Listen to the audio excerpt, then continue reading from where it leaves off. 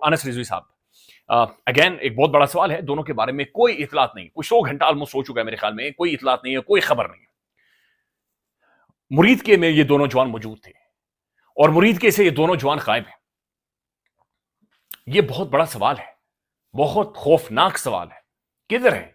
کوئی اطلاعات نہیں ہے، اور گندی گالیاں ان سب پہ اترے ہوئے ہیں۔ فوج کا بھی ایک پرابلم ہے کہ فوج جب بھی دیکھتی ہے کہ ان کے مفادات کو زک پہنچ رہی ہے تو معذرت کے ساتھ یہ لفظ استعمال کر رہا ہوں کہ کچھ انہوں نے پالتو لوگ رکھے ہوتے ہیں، ان کو وہ چھوڑ دیتے ہیں۔ There is a method in this madness. یہ کوئی ایسے سگنل نہیں ہے، یہ میں جو آپ اور میں بات جس سے تھوڑا سا ہم کیئرفل ہو رہے ہیں، یہ اسی سمت جو ہے یہ بھی سگنلنگ ہے کہ تحریک لبیک کو اب ڈسمینٹل کیا جا رہا ہے، ختم کیا جا رہا ہے اس جماعت کو۔ جیسے آپ کو پتا ہے کہ جو ظلم، جو فسطائیت اور جو قتل و غرق، کوئی خبر نہیں ہے ناظرین، زمین کھا گئی، آسمان کھا گیا، کوئی جن اٹھا کر لے کر گیا ہے، کسی نے پھونک مار دی ہے۔ گری خون کی ہولی جو کھیلی گئی ہے مرید کے میں، اس کے پیچھے ایک پورا پلان ہے جس پہ عمل کیا جائے۔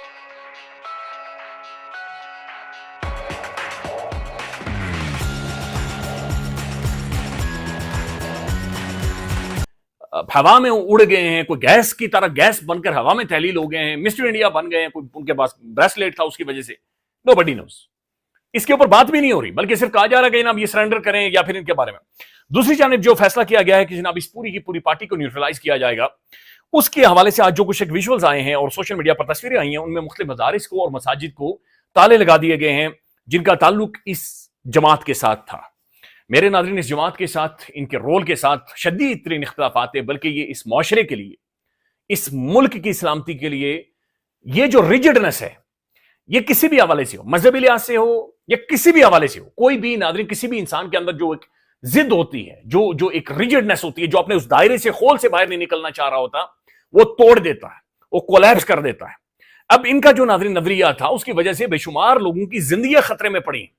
آپ یقین مانیں، آپ سارا ریکارڈ نکال کر دیکھیں، جو بلاسفیمی گینگ اور جو توہین مذہب کو بزنس یا کاروبار کی طرف لے کر گئے، اس کی وجہ یہ ہے کہ ہلہ شیری موجود تھی اور ان کا ڈر اور خوف موجود تھا کہ بھائی کبھی بھی اس جماعت کو متحرک کر کے آپ کے گھر کا گراؤ کیا جا سکتا ہے، آپ کے بچوں کا گراؤ کیا جا سکتا ہے، اور پھر آپ گئے، پھر آپ بھول جائیں کہ اس کے بعد آپ کا گھر بچے گا، آپ کی پراپرٹی بچے گی، آپ کی زندگی بچے گی۔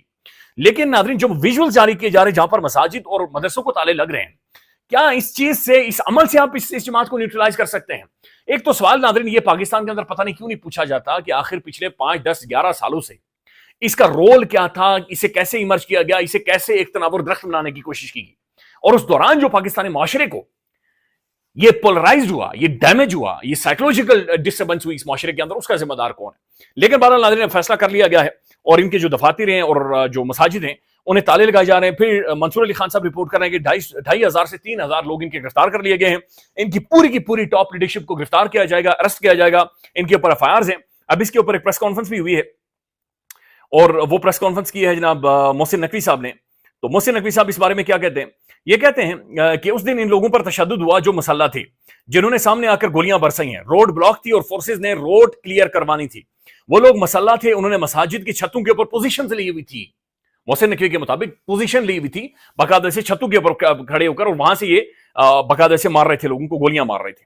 اچھا، پھر انہوں نے واضح کیا، انہوں نے کہا کہ جناب اس جماعت کو کیا حق حاصل تھا کہ جدید اسلحہ لے کر پولیس والوں کو نشانہ بناتے، لیکن ناظرین مذاکرات کے حوالے سے انہوں نے بات چیت کی ہے کہ جو لوگ کہتے ہیں کہ مذاکرات نہیں ہوئے، ان کو بتانا چاہتا ہوں کہ ان کے نکلنے سے لے کر آخری منٹ تک ان کے ساتھ مذاکرات ہوتے رہے ہیں۔ یہ جو جماعت ہے یہ بے شمار دہشت گردوں کو رہا کروانا چاہ رہی تھی یا پھر مرڈرز کو رہا کروانا چاہ رہی تھی۔ اب ناظرین جو آخری ویڈیو ہے سعد رضوی کی، آپ وہ اٹھا کر دیکھیں، سوشل میڈیا اور ان کے مختلف پیجز کے اوپر اویلیبل ہے، وہاں پر وہ چیخ کر کہہ رہے ہیں کہ آپ مذاکرات کرنے کے لیے تیار ہیں۔ 2 ٹیمیں انہوں نے بھیجی مذاکرات کے لیے، واپس نہیں آئی، یعنی حل نکل سکتا تھا، لیکن یہ گورنمنٹ الگ پوزیشن لے رہی ہے، وہ مذہبی جماعت الگ پوزیشن لے رہی ہے، اور ان کے جو لیڈران ہیں وہ منظر سے غائب اور ان کے بارے میں کوئی اطلاع نہیں ہے، ان کے بارے میں کوئی خبر نہیں ہے۔ کل انہوں نے ملک بھر میں ناظرین پروٹیسٹ کی اور دھرنے کی کال دے رکھی ہے۔ اچھا، اسی دوران ناظرین ایک اور بڑی ڈیولپمنٹ سامنے آتی ہے کہ جہاں پر پنجاب گورنمنٹ نے مزید ناظرین اس حوالے سے فیصلے کر دیے ہیں، اور یہ اگین بہت سخت قسم کے فیصلے ہیں۔ تشدد، فتنہ فساد اور خون ریزی کی سیاست کا باب ہمیشہ کے لیے بند، پنجاب حکومت کا بڑا اعلان، یعنی پنجاب حکومت پہلی دفعہ سٹیٹمنٹ دے رہی ہے۔ वज़ीर आला मरियम नवाज शरीफ की ज़ेर सदारत अमन अमान से मुतालिक दूसरा गैर मामूली इजलास हुआ है। पंजाब हुकूमत का एहतजाज के नाम पर खून रेजी, शरंगेजी और फितना और फसाद फैलाने वालों के खिलाफ आनी आंतों से निपटा जाएगा। हुकूमत पंजाब का रियासती रिट चैलेंज करने वालों को आनी आंतों से निपटने का फैसला। पंजाब हुकूमत का इमरान खान के एक्स अकाउंट पर 400 लाशों वाले इश्तियाल अंगेज झूठे बयान पर पीका एक्ट के तहत मुकदमा दर्ज करने का फैसला। पंजाब हुकूमत ने वादे कर दिया कि रियासत का हदफ फसाद है, कोई मजहब जमाती अकीदा नहीं है। कार्रवाइयां सिर्फ उनके खिलाफ होंगी जो अमन बर्बाद करने की तारीख के हामिल हैं।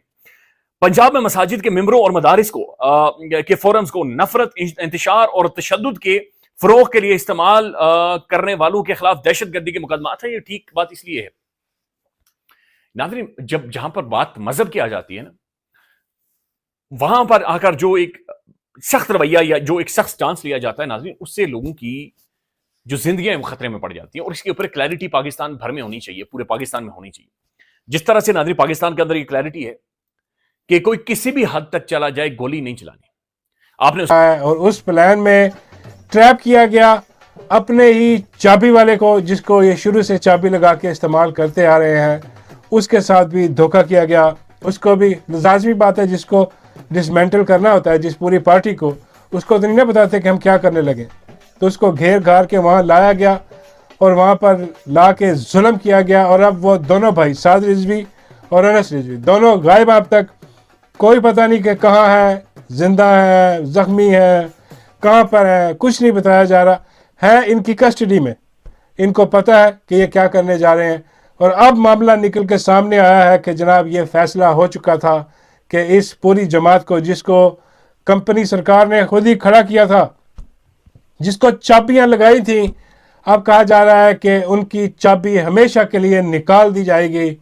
और जैसे हम देख रहे हैं कि आजकल मीडिया में जो टीएलपी के लोग हैं जिन्होंने इलेक्शन लड़ा, वो आके अपने बयानात जो है ना वो देना शुरू कर रहे हैं।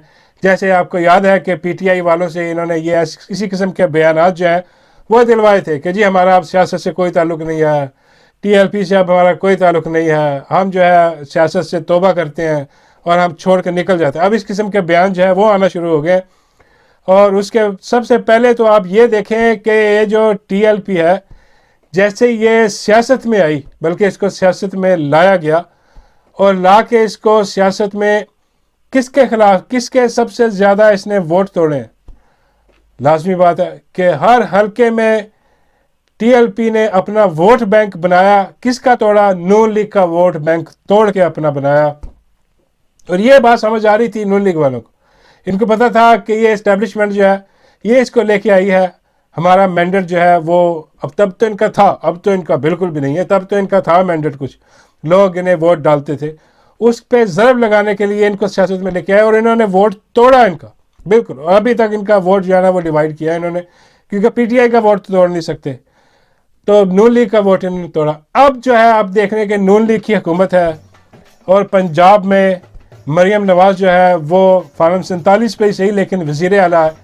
तो सबसे पहला काम तो वो यही करेंगे ना कि यहाँ पर जो भी उनके वोट बैंक पे डाका पड़ा है, जो पड़ा था, आप कह रहे हैं अब तो नहीं है इतना, तो उसको जो है ना वो हमेशा के लिए डिसमेंटल किया जाए ताकि उनका वोट जो है वो वापस आए। एक तो वजह यह है, दो वजह। दूसरी वजह जो है बड़ी ख़तरनाक है, वो जैसे कि आपको पता है कि जब ये जमात जैसे बनी, वो जब सलमान तसीर का वो सारा वाक़या हुआ, उसके कितना वो बहुत गलत, उसकी जितनी भी मजम्मत की जाए वो काम है, क्योंकि भाई वो जुल्म था वो भी, कि एक आम अहलकार जो है उसकी कैसे जो है ना इतनी ज़रूरत होगी, वो कैसे उठ के जो है ना कानून अपने हाथ में ले सकता है। कानून किसी को भी अपने हाथ में लेने की इजाज़त नहीं। आपकी क्या राय है, कमेंट करें और शेयर करें।